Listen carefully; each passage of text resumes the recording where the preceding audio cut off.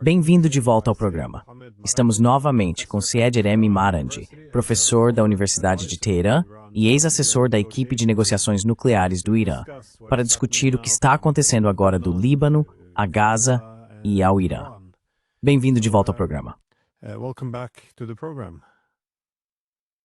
Oi, Glenn, muito obrigado por me convidar novamente. É sempre um grande prazer.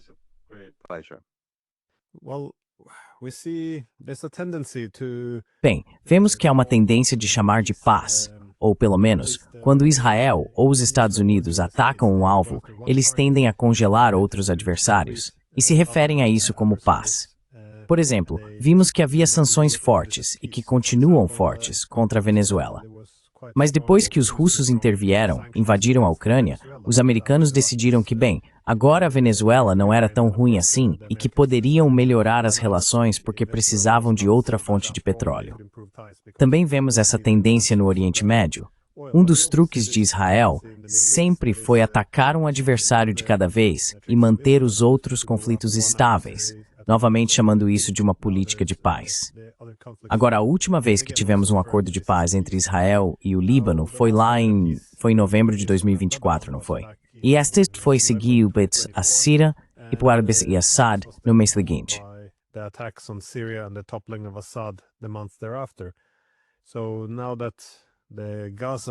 Então, agora que o acordo de paz em Gaza está em vigor, e enquanto Trump comemora o fim de 3.000 anos de conflito no Oriente Médio, estamos vendo novos conflitos começarem contra o Líbano.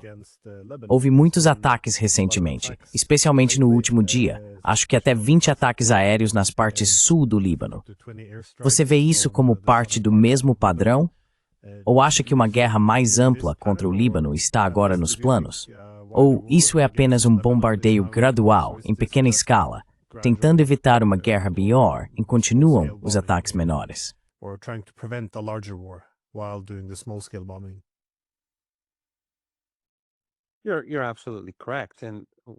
Você está absolutamente certo. Uma das coisas interessantes que o Ocidente faz, e a mídia ocidental é obediente ao establishment político ocidental, é que as pessoas agora passaram a entender o que realmente está acontecendo. No passado, muitos teriam pensado de forma diferente, mas nos últimos anos, especialmente após o genocídio em Gaza, ficou cada vez mais claro para as pessoas ao redor do mundo, e especialmente no Ocidente e nos Estados Unidos em particular, qual é o papel da mídia, a mídia tradicional ou a mídia influenciada ou controlada pelos poderosos. O que eles fazem é enquadrar tudo de uma maneira específica para legitimá-lo. Assim, o genocídio em Gaza se torna uma guerra entre Hamas e Israel. It's a Hamas, it's Israel-Hamas war. And if you recall, E se você se lembra, há 1 ou 2 dias, Trump disse que o Hamas perdeu algo como 70.000 pessoas. Acho que ele estava se referindo ao número oficial de mortos em Gaza. Então todo mundo é Hamas. Os bebês são Hamas, as mulheres são Hamas, as crianças da escola são Hamas. Tudo é Hamas. Isso legitima o assassinato em massa. E, sabe, além disso, provavelmente centenas de milhares de pessoas foram mortas em Gaza, em parte porque muitas ainda estão sob os escombros. Não sabemos o número real. Muitas pessoas também morrem de coisas como câncer, não há remédios ou de infecções, e morrem. Mais tarde, o número real de mortos vai aparecer, porque a trajetória populacional da região será profundamente afetada, e saberemos mais ou menos quantas pessoas foram perdidas como resultado disso. How many people were lost as a result, more or less. But the fact is that they frame it. Mas o fato é que eles enquadram a questão de uma certa maneira, e foi exatamente isso que fizeram na Síria. Você sabe, as forças de Assad, quem quer que morresse, a culpa era de Assad. Era Assad. O fato de que ele estava lutando contra o ISIS, a Al-Qaeda e o Jaish al-Islam, e todos esses grupos terroristas Takfiri que estavam sendo financiados pelos Estados Unidos e seus aliados regionais, seja o Qatar, Erdogan ou quem quer que fosse, a serviço do regime israelense, isso não importa. É tudo Assad. No Líbano fazem a mesma coisa, dizem redutos do Hezbollah. Quando a guerra contra o Hezbollah começou no ano passado, quando houve combates realmente intensos, eu estava em Beirute.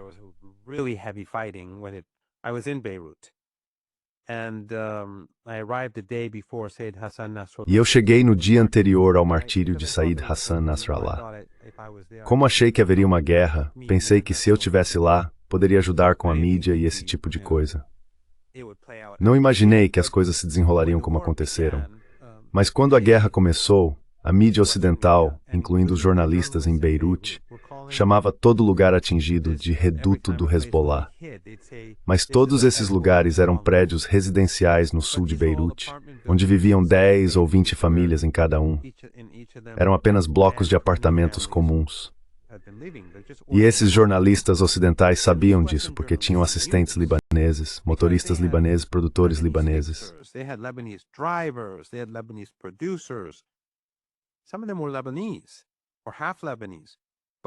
Alguns deles eram libaneses ou meio libaneses, mas tinham que seguir essa narrativa. E eu os confrontava por isso. Eles sabiam que não estavam dizendo a verdade. Mas, ao enquadrar esses lugares como alvos do Hezbollah, ou ao dizer, esta é uma fortaleza do Hezbollah, eles legitimaram o massacre de pessoas comuns e a destruição de propriedades privadas. Agora, o que os israelenses têm feito desde o cessar-fogo, e você está absolutamente certo, em Gaza tivemos um cessar-fogo, mas desde então até ontem 10 pessoas foram assassinadas. Ainda assim, aparentemente, isso não é considerado no Ocidente uma violação grave. Cada pessoa que é morta tem uma família. Elas têm parentes, possivelmente filhos, uma esposa, um marido, pais, pessoas que dependem delas, pessoas que as amam.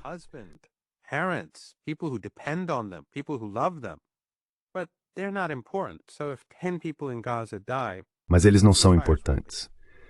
Então, se 10 pessoas em Gaza morrem, o cessar-fogo está mantido. Quando eu estava em Beirute, o regime israelense estava bombardeando o sul de Beirute. Eles estavam bombardeando cidades em todo o centro e sul do Líbano e também no norte, assassinando famílias. A mídia ocidental, os jornalistas ocidentais baseados em Beirute, sabiam exatamente o que estava acontecendo, que aqueles eram prédios residenciais cheios de famílias inocentes. Eles tinham motoristas, pessoas que trabalhavam com eles, assistentes, produtores que eram libaneses. Mas chamavam esses locais de redutos do Hezbollah para legitimar o bombardeio das cidades. E basicamente foi isso que aconteceu novamente na noite passada. Os israelenses enquadraram como sendo o Hezbollah, como vem fazendo há meses, porque há meses estão bombardeando o Líbano literalmente todos os dias e matando pessoas.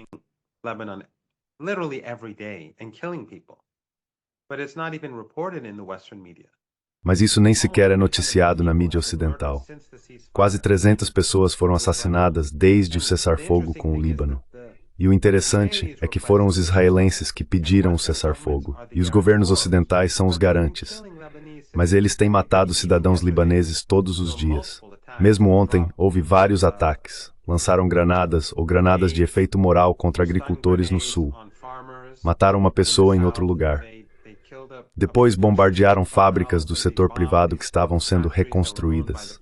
O que os israelenses estão fazendo é assassinar pessoas e tentar impedir que pessoas comuns reconstruam suas casas no sul. Eles estão tentando realizar uma limpeza étnica no sul do Líbano. Esse é o objetivo. E o Ocidente sabe disso. Jornalistas ocidentais baseados em Beirute sabem disso.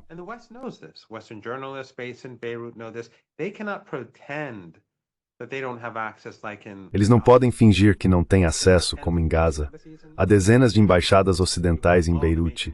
Todas as grandes agências de notícias estão baseadas lá, com funcionários locais. Eles sabem o que está acontecendo. Mas não discutem isso nesse contexto, porque é simplesmente assim que as coisas são. Você sabe, Al-Qaeda e ISIS. Lembre-se da Síria quando Jolani, que recentemente foi aos Estados Unidos, chegou lá e foi recebido. Este é o chefe da Al-Qaeda na Síria. Ele vai a Nova York no mesmo mês em que o 11 de setembro aconteceu, algumas décadas atrás. E então ele tem uma reunião com Petraeus, como as pessoas viram, o que foi muito estranho, onde Petraeus diz, sou um dos seus maiores fãs. E ele pergunta, sabe se Jolani está dormindo bem e se está cuidando de si mesmo.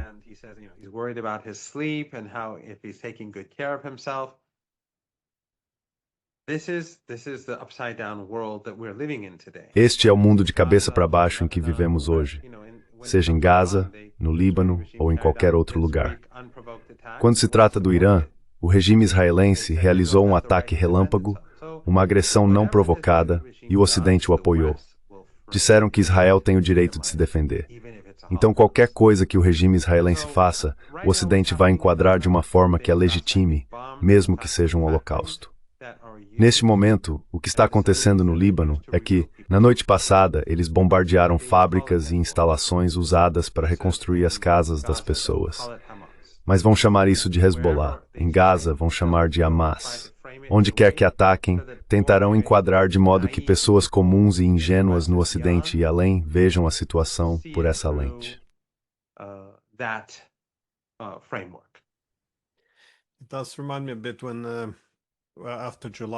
Isso me lembra um pouco de quando, depois que Jolani e seus capangas tomaram o poder na Síria, eles atravessavam o interior do país, executando muitos civis. Eles faziam vídeos das execuções e os publicavam na internet. Então, claro, lembro-me de uma declaração da União Europeia condenando os lealistas de Assad, mesmo depois que Assad já havia caído, basicamente culpando os civis que estavam sendo assassinados por um líder do ISIS que ainda tinha uma recompensa pela sua cabeça na época. É algo realmente extraordinário. Mas como você disse, a forma de enquadrar as coisas é muito importante. Quero te perguntar sobre alguns dos alvos, porém, porque há alguns dias os israelenses bombardearam algumas escavadeiras no Líbano. Houve relatos de que quase nada restou além de metal derretido. E na noite passada eles atacaram outro alvo, uma fábrica de concreto. Quero dizer, esses dificilmente são alvos militares. Então, como você interpreta isso?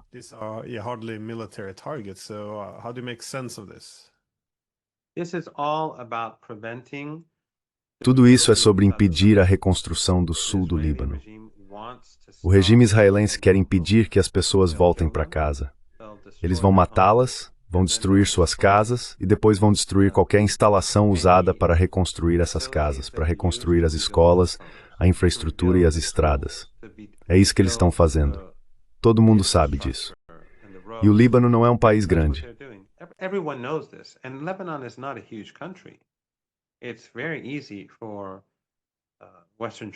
É muito fácil para os jornalistas ocidentais entenderem isso.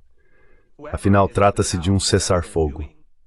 Quem quer que esteja no sul, seja o que for que estejam fazendo, os israelenses não têm nenhum direito legítimo de atacá-los diariamente.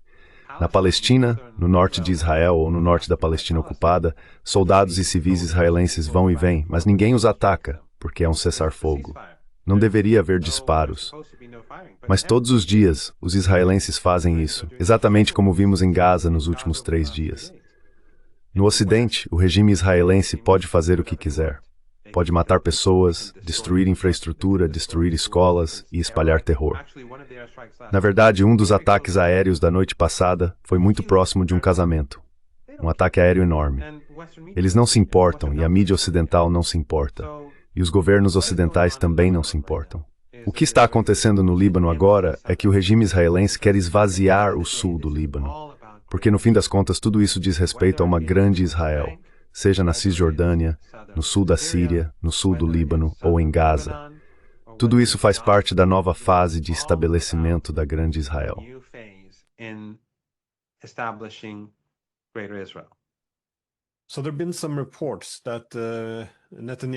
Houve alguns relatos de que Netanyahu informou Putin ou enviou uma mensagem por meio dele aos iranianos, dizendo que Israel não quer mais uma guerra com o Irã, que é hora de paz. Agora, normalmente, esse tipo de mensagem significa que outro alvo foi escolhido. Eu queria saber se você vê isso nesse contexto. Isso é para baixar a guarda do Irã antes de um possível ataque, ou você acha que está ligado ao que está acontecendo no Líbano? Porque, se o objetivo é limpar o sul do Líbano, então é o momento ideal para enviar uma mensagem de paz aos iranianos.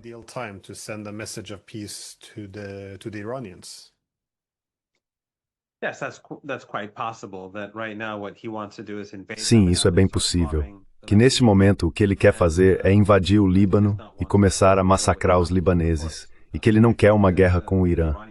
Claro, eu acho que os iranianos não vão simplesmente ficar parados assistindo o regime israelense massacrar cidadãos libaneses e sair impune. Mas essa é uma possibilidade. Outra possibilidade é que ele queira que os iranianos baixem a guarda. Uma terceira poderia ser que o presidente Putin tenha dito algo, então ele respondeu ao presidente Putin, e Putin, você sabe, tornou isso público. And President Putin, made this public. And I think that was to put pressure. That could be. E eu acho que isso foi para exercer pressão, essa pode ser outra forma de interpretar, que os russos querem pressionar o regime israelense. Porque uma vez que isso se torne público, se o regime israelense atacar o Irã, isso prejudicará as relações russo-israelenses. Então pode ser qualquer uma das opções. Pode ser uma priorização do sul do Líbano e outro ataque genocida por lá. E o Ocidente vai enquadrar isso como faz com Gaza. Redutos do Hezbollah, alvos do Hezbollah, mesmo quando massacram crianças. Vai ser tudo Hezbollah, assim como em Gaza. Se atacarem o Irã, você sabe, eles já mataram, assassinaram um cientista nuclear, que trabalhava em um programa totalmente civil sob a Agência Internacional de Energia Atômica.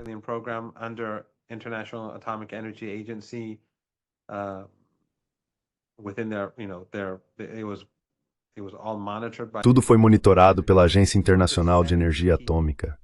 Eles assassinaram 70 pessoas em um prédio residencial apenas para matá-lo. É assim que o regime israelense funciona. Mas a mídia ocidental chama isso de um golpe de inteligência. Derrubar um prédio, assassinar 70 pessoas, incluindo cerca de 25 crianças. E é assim que eles apresentam a situação. Então, seja porque ele vai priorizar o massacre de famílias no Líbano, e é por isso que ele não quer guerra, ou porque ele disse isso ao presidente Putin por estar sob pressão dele, ou está tentando enganar os iranianos, ou simplesmente disse isso e o presidente Putin tornou público para pressionar o regime israelense.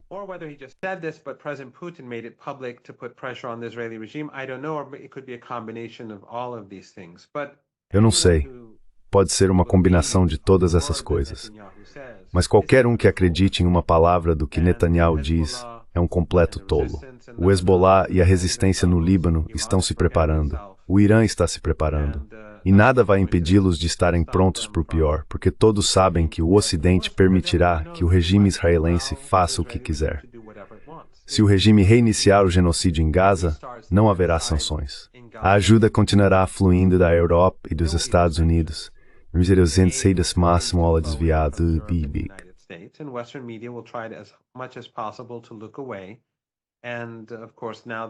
E claro, agora que os meios de informação estão todos sendo comprados por sionistas, o espaço público vai ficar mais silencioso e haverá menos informações disponíveis. Nada vai mudar. Então todos sabem que precisam se preparar. Tenho certeza de que o Hamas e a Jihad Islâmica Palestina estão se preparando. Sem dúvida, o Hezbollah também está. Sem dúvida, o Ansarullah e as forças armadas do Iêmen estão se preparando. E não há dúvida de que o Irã e a resistência no Iraque estão fazendo o mesmo. Porque sabem que o regime israelense é completamente desonesto, genocida e conta com o total apoio do Ocidente, não importa que tipo de atrocidades cometa.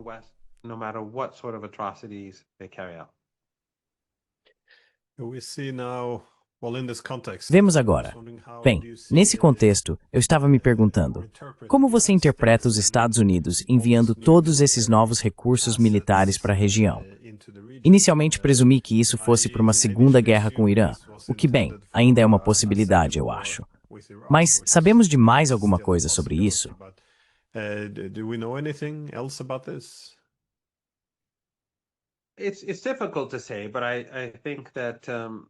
É difícil dizer, mas acho que uma coisa que as pessoas deveriam reconhecer é que o Irã, claro, para quem acompanha a situação, derrotou os israelenses na guerra, mesmo que os israelenses tenham realizado um ataque relâmpago. Eles contaram com o total apoio do Ocidente, e países da região ajudaram o regime israelense, fosse a República do Azerbaijão, o norte do Iraque, as ditaduras do Golfo Pérsico ou a Turquia, por meio de sua base militar. E seu aliado Aliyev, no Azerbaijão é aliado de Erdogan. Portanto, apesar dessa rede de apoio ao regime israelense em toda a região e no Ocidente, os israelenses perderam a guerra contra o Irã.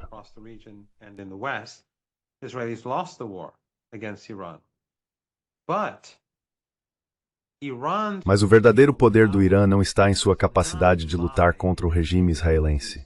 A capacidade de lutar contra o regime israelense é importante, e se os israelenses atacarem novamente, o Irã responderá com mais força.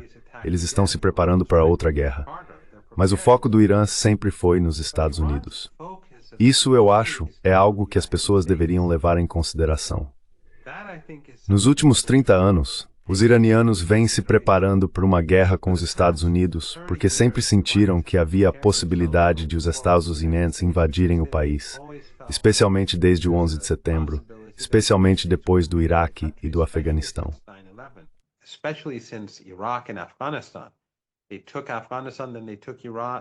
Eles tomaram o Afeganistão, depois tomaram o Iraque, e então havia planos para invadir o Irã. Portanto, nas últimas 2 décadas em particular, os iranianos têm trabalhado em tempo integral para se preparar para um possível ataque dos Estados Unidos. Os verdadeiros ativos militares do Irã são suas bases subterrâneas, não necessariamente focadas em mísseis de longo alcance, mas principalmente em mísseis de curto e médio alcance, e centenas de milhares de drones. Esses estão posicionados próximos à região do Golfo Pérsico, ao Oceano Índico, ao Golfo de Omã e ao longo da fronteira com o Iraque, em preparação para o possível ataque dos Estados Unidos.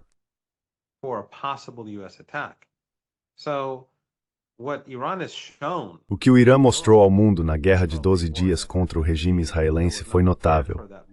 Mesmo sem estar preparado para aquela guerra, tendo sido atacado de forma inesperada, não antecipou um ataque total do regime com tanto apoio regional e ocidental. Essa demonstração de poder foi impressionante.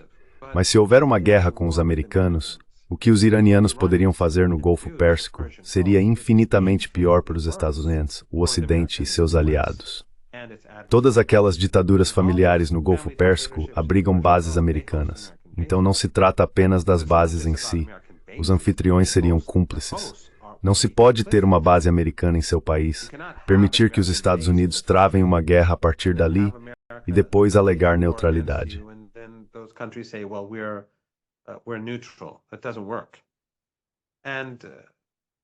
Isso não funciona. Vimos como o Iêmen e o Ansarullah fecharam o Mar Vermelho com capacidades muito menores. Os iranianos podem facilmente fechar o Golfo Pérsico, o Oceano Índico e o Golfo de Omã com facilidade. Eles nem precisam fechar o Estreito de Hormuz. As capacidades deles são enormes. Eles podem destruir tudo. Portanto, seria muito tolo da parte dos americanos se envolverem em uma guerra com o Irã. Não é algo que o Irã deseja. O Irã está, na verdade, protegendo a economia global ao demonstrar tanta paciência estratégica. O Irã quer que a economia global funcione normalmente, mas se os americanos entrarem em guerra e aquelas ditaduras familiares na região do Golfo Pérsico abrigarem suas bases, todas elas farão parte da guerra.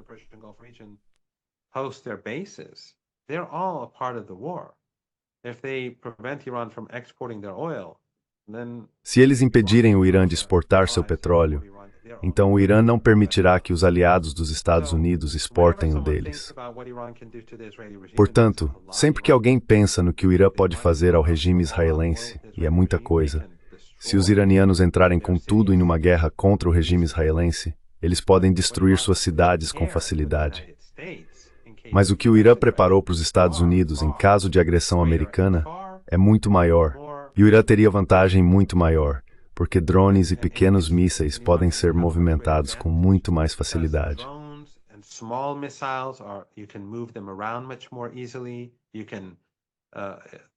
As forças armadas iranianas seriam muito mais flexíveis e capazes em qualquer guerra com os Estados Unidos, porque aqueles grandes mísseis são mais difíceis de mover, posicionar e lançar.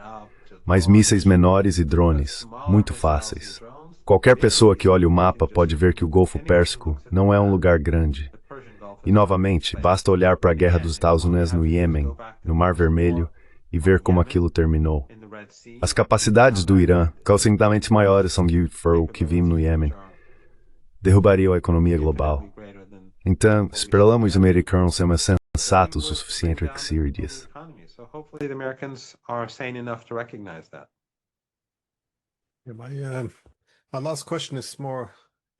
Minha última pergunta é sobre algo que você já mencionou, de certa forma, a possibilidade de o conflito em Gaza recomeçar.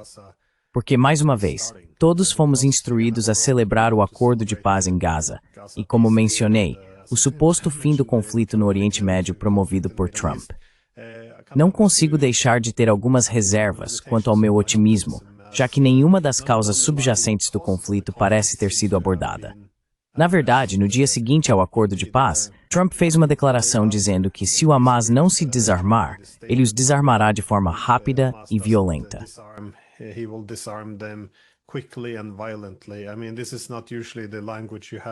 Quero dizer, esse não é exatamente o tipo de linguagem que se ouve no dia seguinte a um acordo de paz, mas parece que isso se reflete, de certa forma, na falta de um caminho claro sobre para onde estamos indo a partir daqui.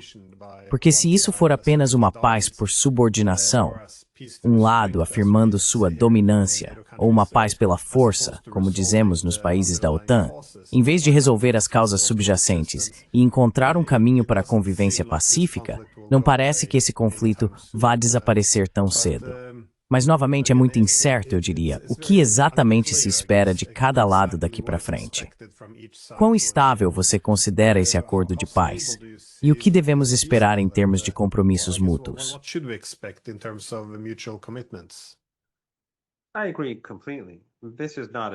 Concordo completamente.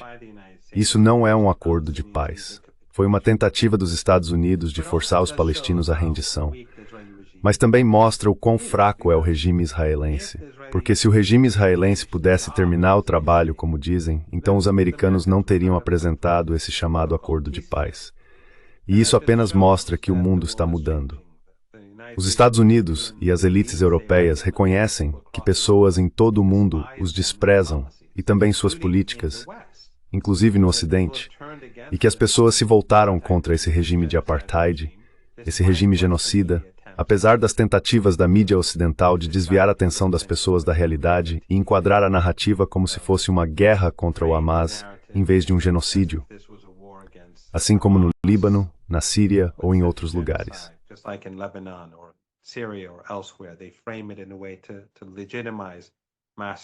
Eles apresentam isso de uma forma que legitima o assassinato em massa e o massacre. Apesar de tudo isso, as pessoas despertaram para a realidade. Então acho que esse chamado acordo de paz falso foi um reflexo desse despertar global. Agora esses líderes regionais traíram a causa palestina ao elogiar Trump pelo acordo, fosse o Qatar, Erdogan ou Sisi. Isso foi uma traição, sem dúvida alguma.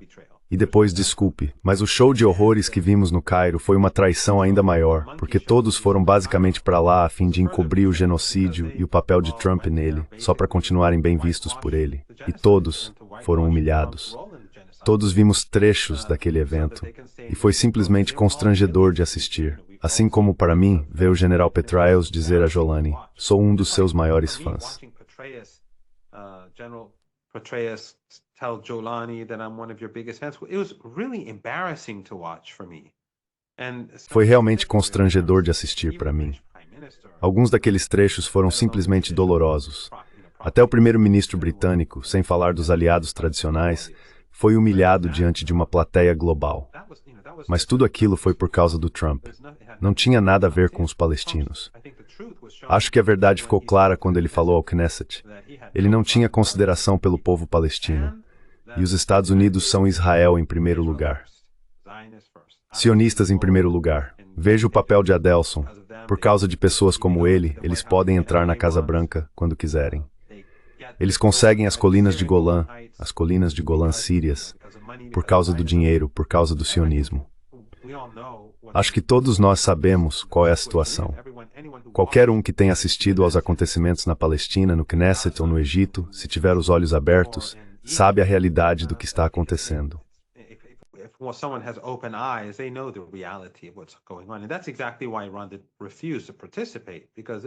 E é exatamente por isso que o Irã se recusou a participar, porque isso foi uma tentativa de encobrir o genocídio, de encobrir o papel dos Estados Unidos nele e de humilhar todos aqueles países que por qualquer motivo querem continuar bem vistos por Trump. Mas isso ainda não acabou. E o plano de Trump não será implementado, porque os palestinos não vão se desarmar.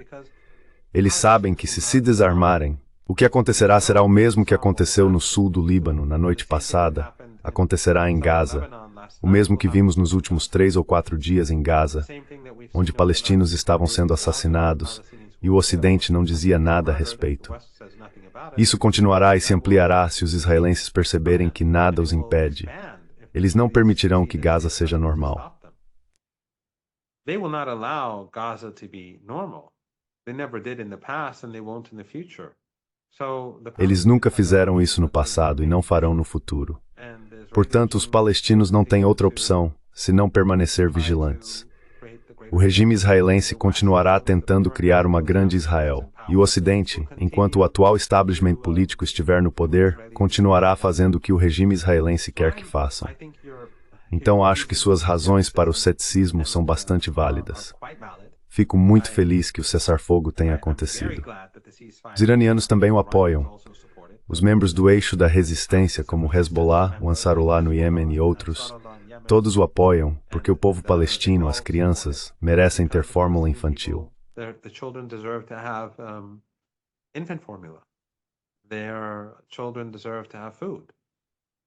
Os filhos deles merecem ter comida. As mulheres deles merecem poder dormir à noite sem ouvir uma bomba cair sobre sua tenda. Acho que isso é o mínimo que se poderia esperar neste mundo distópico que o Ocidente criou. Por isso eles apoiam o cessar-fogo, para que essas crianças possam crescer e seu crescimento prejudicado possa ser compensado de alguma forma limitada. E para que todos os traumatizados, de milhares de pessoas que seriam referidas pela betur e não é algo bom.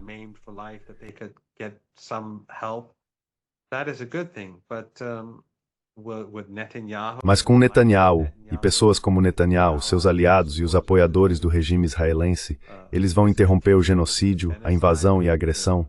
Não, isso não vai acontecer. E é por isso que, bem, você sabe, o mundo mudou. Há a ascensão dos BRICS, a ascensão da Organização de Cooperação de Xangai, o declínio das economias ocidentais, das quais os israelenses dependem completamente. Israel é um regime pequeno e fraco, depende totalmente de ajuda externa. Tudo gira em torno do apoio ocidental. O Ocidente está em declínio. A guerra na Ucrânia, o neoliberalismo, todos esses problemas, as divisões dentro das sociedades ocidentais, dentro dos Estados Unidos.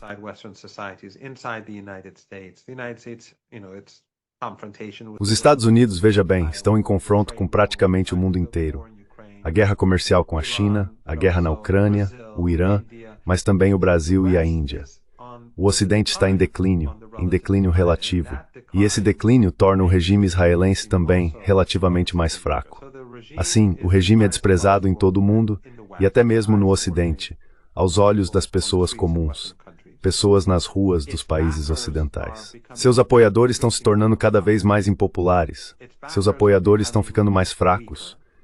O próprio regime está abalado por causa das crises econômicas, das crises sociais, e, é claro, da crise de deslegitimação aos olhos da comunidade internacional.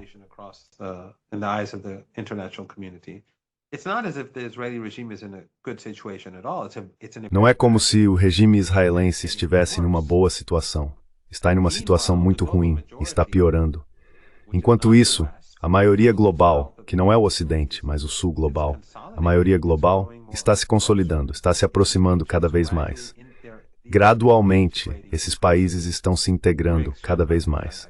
A Organização de Cooperação de Xangai e outras incluem o Irã, e o Irã é um membro fundamental. Portanto, não vejo isso a longo prazo como algo que beneficie o regime israelense e o sionismo. E acredito que, apesar dos dias sombrios que estamos vendo no mundo de hoje, a longo prazo, o sionismo não pode durar.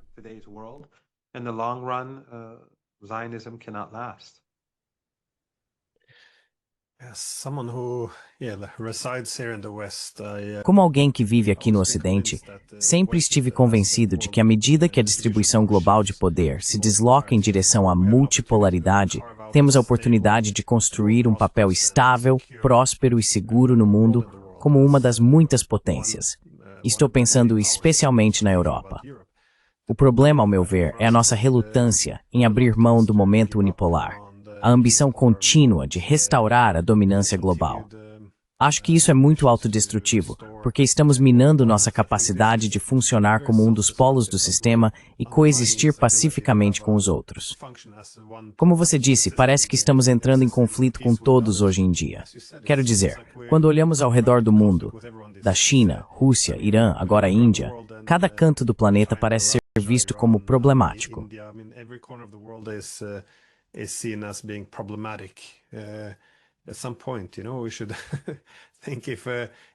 Em certo momento, sabe, deveríamos pensar se nossa posição no sistema internacional ainda reflete a realidade. Mas sim, apenas um comentário sobre o que aconteceu no Egito, porque também achei um pouco absurdo. Quero dizer, fiquei muito feliz em ver o cessar-fogo em Gaza e alguma melhora na situação humanitária, o fim dos bombardeios. Mas também é um pouco como os sentimentos mistos que tive com a Síria. Fiquei feliz em ver as sanções sendo retiradas dos sírios, dos civis sírios, pessoalmente. Mas você também sabe qual é o propósito, que é menos altruísta. O que achei um pouco desagradável lá, no entanto, no Egito, foi a forma como todos os líderes vieram celebrar a grandeza de Trump. E vemos o mesmo na Ucrânia.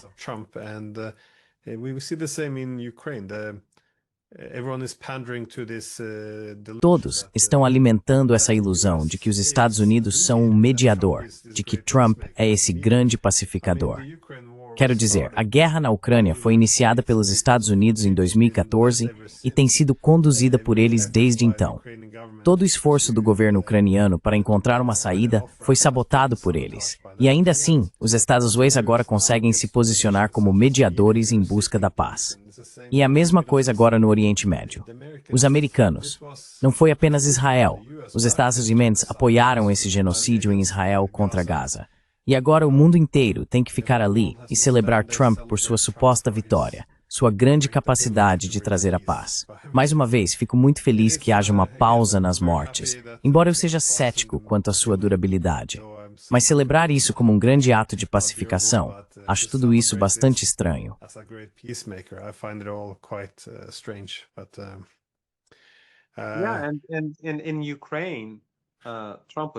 Na Ucrânia, Trump foi presidente, pelo que me lembro, por 4 anos, enquanto essa crise se desenrolava. Não é como se Trump não tivesse sido uma parte fundamental disso. Ele se gabou de fornecer à Ucrânia capacidades ofensivas e militares contra os russos. Então, definitivamente, não é um pacificador. E apesar de afirmar que acabaria com a guerra em um dia, centenas de milhares de pessoas morreram durante seu segundo mandato até agora como resultado dessa guerra. E você tem razão, o que vimos no Cairo foi uma traição ao povo palestino, uma celebração de alguém que no Knesset basicamente se gabava de ajudar Netanyahu a massacrar palestinos.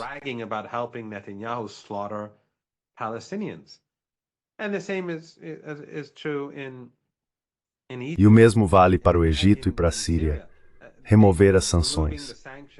Mas todas aquelas pessoas que caíram na armadilha sectária do Império, executada por seus representantes no Golfo Pérsico e por Erdogan, apoiaram esses grupos extremistas simplesmente com base no sectarismo. Quero dizer, basicamente por sectarismo. Não que o antigo governo sírio fosse um grande governo, mas obviamente o ISIS e a Al-Qaeda são ferramentas do Ocidente. Eles os apoiaram porque foram empurrados para o sectarismo pelos representantes dos Estados Unidos. Mas agora o regime ainda está matando pessoas, e a situação econômica, Glenn, na Síria está pior. As sanções ainda não foram removidas.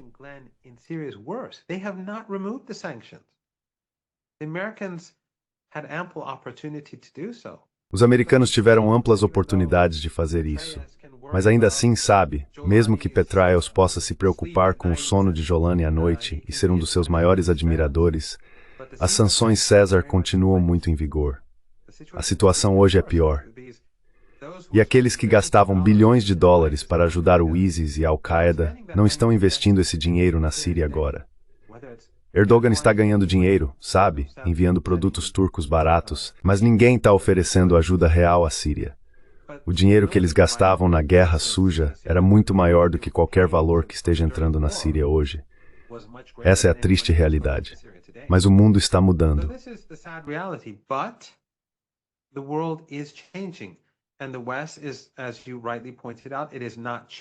E o Ocidente, como você corretamente apontou, não está mudando junto com o mundo. Se o Ocidente fosse inteligente, reconheceria que o regime israelense, sua própria existência, é prejudicial aos seus interesses. Não apenas o etnossupremacismo é atribuído ao Ocidente. Não apenas esses ataques genocidas ao Líbano, ao Irã, a guerra suja na Síria, os ataques genocidas e o Holocausto em Gaza são atribuídos ao Ocidente pela comunidade internacional, mas pessoas em todo o mundo olham com desprezo para o Ocidente por tudo isso. E além disso, se não fosse por isso, que problema o Irã teria com o Ocidente? Teríamos relações normais. A região, o público que despreza o Ocidente pelo que ele está fazendo, não teria problema algum.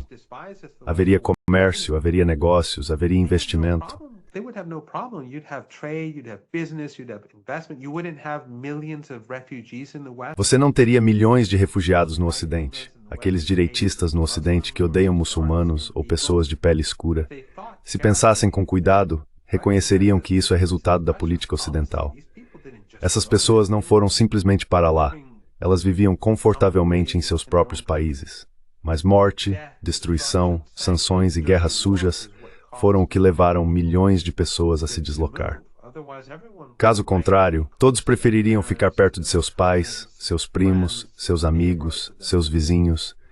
Ninguém quer atravessar o mundo e se separar de todos esses entes queridos. Mas o fato é que todas essas crises que vemos na Europa, quero dizer, o Brexit aconteceu parcialmente, bem, independentemente de ter sido algo bom ou não, esse não é o ponto.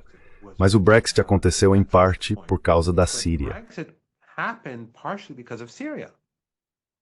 When those millions, they showed those. Quando aqueles milhões, quando mostraram aquelas imagens de sírios se mudando para a Europa, algumas pessoas na Europa e no Reino Unido votaram pelo Brexit para que essas pessoas não entrassem no país. Se os europeus tivessem seguido um caminho diferente, em vez de apoiar o genocídio e o etnossupremacismo, essa região, a Ásia Ocidental e o Norte da África, seria sua parceira natural em negócios e comércio, e não teríamos essa situação distópica que temos hoje. E, é claro, o mesmo vale para a América Latina e os Estados Unidos. O mesmo vale para a Ásia, a África e o Ocidente. Esse é o problema que eles têm. Veem a si mesmos como excepcionais, como detentores de privilégios especiais. Enxergam o resto do mundo e cada vez mais o próprio povo como sem valor, como inferior. E isso será a causa de sua ruína.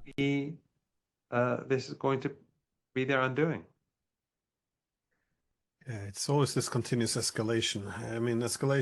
É sempre essa escalada contínua. Quero dizer, a escalada previsivelmente resulta em guerra, especialmente contra um adversário que não parece capaz de recuar ou se subordinar.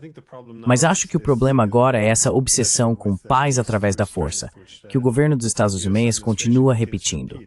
Só que, nesse ponto, o ponto em que se diz que força é escalada, o que realmente estão dizendo é que escalada é paz, e assim a guerra se torna paz. É uma forma muito distorcida de enxergar o mundo, em vez de voltar ao básico, que é tentar mitigar as preocupações de segurança em conflito.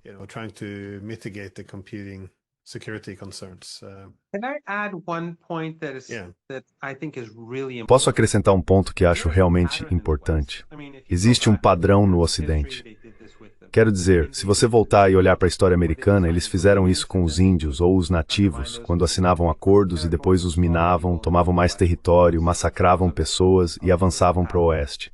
Esse era o padrão. É assim que eles agem hoje. Fazem um acordo com os russos, os acordos de Minsk, e depois o minam. Fazem um acordo com o Irã, o acordo nuclear, por exemplo, e depois o minam. Ou o acordo entre o Irã e a IEA no Cairo, eles também minam esse. Fazem acordos comerciais com os chineses, travam uma guerra comercial, depois fazem outro acordo e o minam novamente.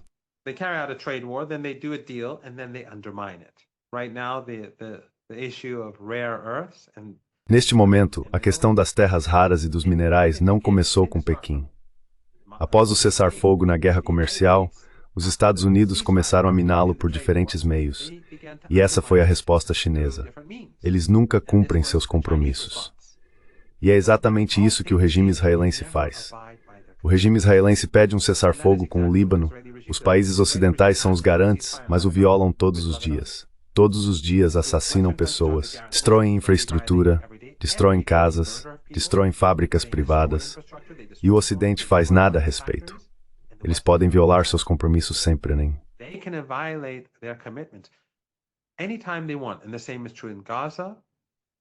E o mesmo vale para Gaza e outros lugares.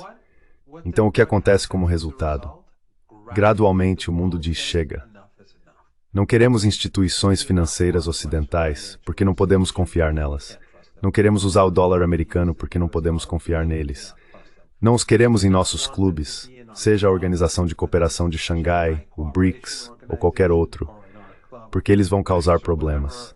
Queremos ter rotas alternativas de comércio, como a negociação em torno da rota e do Norte-Sul entre o Irã e a Rússia e outros lugares, porque não éramos o Ocidente dentro disso. Queremos que venham de fora.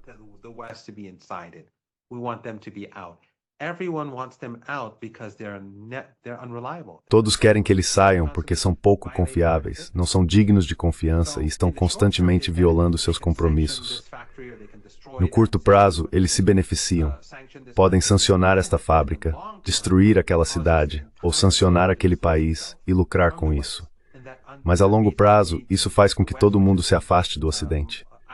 O Ocidente, que vem se isolando e destruindo país após país, acaba ainda mais isolado quando se observa o quadro geral.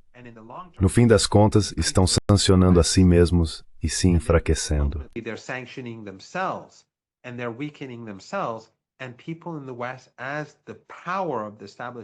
E as pessoas no Ocidente, à medida que o poder do establishment diminui, começam a ver a realidade. Elas enxergam através da narrativa. As pessoas no Ocidente despertam para o que o próprio Ocidente está realmente fazendo.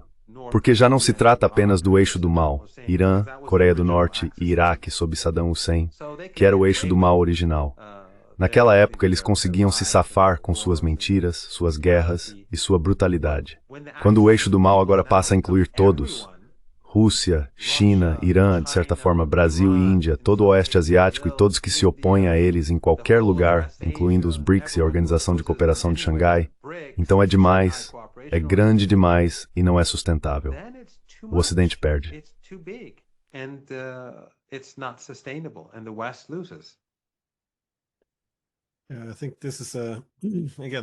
Acho que este é novamente o problema das ambições hegemônicas.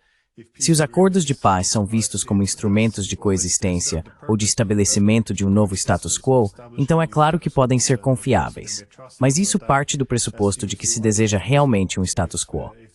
Se o objetivo é derrotar os adversários, então todo acordo de paz, todo trato, torna-se um cessar-fogo temporário. Uma oportunidade para se reagrupar e se preparar para a próxima batalha. Nesse caso, sim, os acordos internacionais realmente não conseguem impor restrições. Então, temo que estejamos entrando em algo novo, agora que já passamos há muito do ponto de esgotamento imperial. Mas enfim.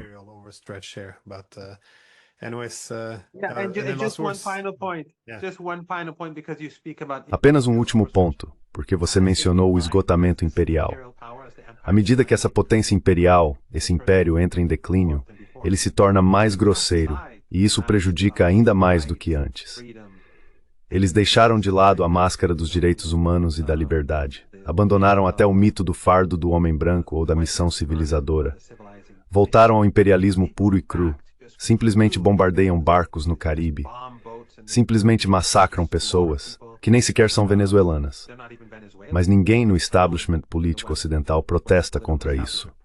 Massacram gazenses, massacram libaneses. Tudo isso é feito agora pelo Império, abertamente. Mas, ironicamente, a reação hoje é muito pior para o Ocidente do que teria sido há 2 décadas.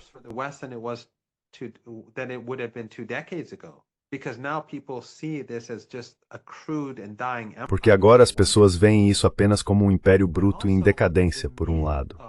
Mas também, o mito da civilização ocidental, sabe, quero dizer, não estou falando das pessoas comuns, estou falando das elites. O mundo livre e o mundo civilizado, em oposição ao resto do mundo, tudo isso desabou. E esse poder brando do Ocidente, junto com seu poder econômico e militar em declínio, está sendo varrido. Então o império, em vez de ser inteligente ao preservar partes de si mesmo, está se tornando cada vez mais bruto e está acelerando o colapso desse império a uma velocidade que considero sem precedentes na história humana, em parte por causa da existência de novas tecnologias e assim por diante. Mas este é o império em declínio mais rápido que já existiu na história da humanidade.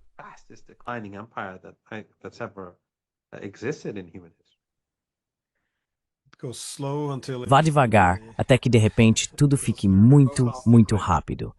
Muito obrigado por dedicar seu tempo. Sei que você tem um dia cheio pela frente, então agradeço novamente. Muito obrigado por me receber, Glenn.